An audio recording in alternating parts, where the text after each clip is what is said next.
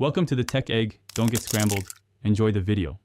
You start by making sure your phone has power and an internet connection. This keeps route data live. Once done, open the Transit app and grant location and notifications so real-time info and alerts work. Next, tap the search bar, set your origin, or use current GPS, and type the destination. This primes the planner to show matching routes and times. By doing these steps first, you pull in schedules and live vehicle positions, which saves time when choosing a route. You now compare options: fastest versus fewest transfers versus minimal walking. Pick what matters to you. Next, set departure or arrival times to view schedules for specific windows and apply filters for buses, trains, or light rail to narrow choices.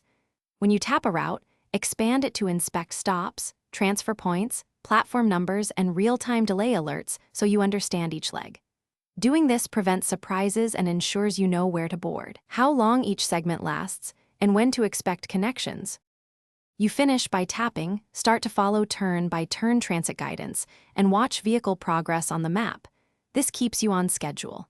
If your system uses mobile fares, buy or activate the ticket in the route view so you're validated before boarding. Save the route as a favorite to access it quickly later and enable alerts for delays. If something goes wrong, GPS is wrong or times aren't updating, toggle airplane mode, or restart the app to force a fresh network/GPS sync and try again. Thanks for watching. Consider subscribing if I helped unscramble your problems.